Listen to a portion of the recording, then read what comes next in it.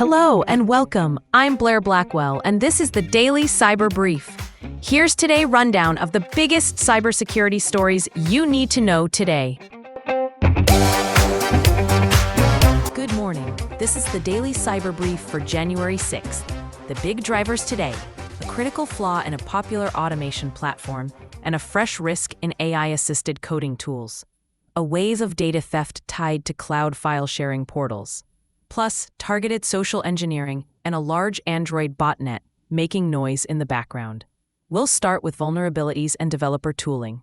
A newly disclosed maximum severity bug in N8N, the open-source workflow automation platform, allows an authenticated user to run system commands on the host.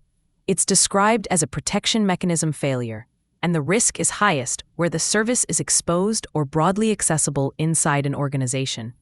Meanwhile, researchers warn that several AI-powered forks of the VS Code editor recommend extensions that don't actually exist in the OpenVSX registry. That gap lets threat actors claim the empty names and publish malicious extensions, effectively turning recommended add-ons into a delivery channel inside developer environments. On data exposure, a threat actor known as Zestix is advertising corporate data taken from dozens of companies, apparently after compromising ShareFile, Nextcloud, and OwnCloud instances. It's a clear reminder that cloud file sharing portals remain attractive entry points, and that stolen data can quickly be monetized in bulk.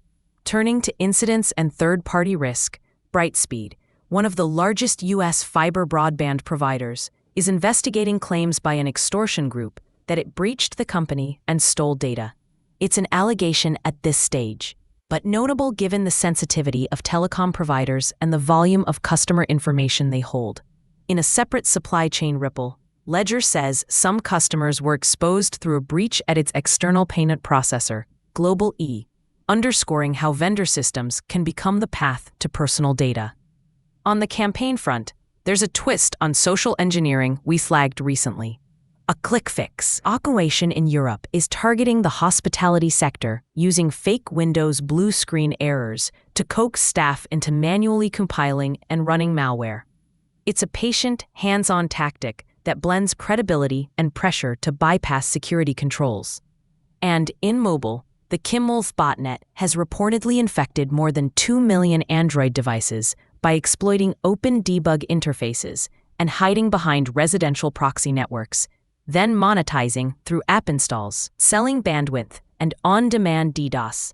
Looking ahead, expect quick guidance and updates around the N8N issue, continued scrutiny of extension ecosystems in developer tools, and possible follow-ups from Brightspeed as its investigation progresses. The hospitality-focused click-fix lures are likely to keep circulating, and Kimwolf's operators appear committed to scale over speed. Following on from last week, scanning and exploitation tied to the MongoDB memory leak bug remain an ongoing background risk. What I'll be watching today: workflow automation platforms that touch credentials and secrets, developer environments and extension catalogs, cloud file sharing portals in front of customer or partner data, hospitality and other customer-facing Windows fleets, Android devices and IoT-adjacent gear exposed to the internet, and telecom providers and their payment processors. The takeaway: the thread running through today is trust abuse in everyday tools and vendors. From automation and coding add-ons to file sharing and payments.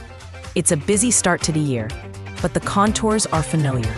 Validate what you run and know who you rely on. That's it for today's edition of the Daily Cyber Brief. Thanks for listening. I'm Blair Blackwell. This podcast is for informational purposes only and is not cybersecurity, legal, or financial advice.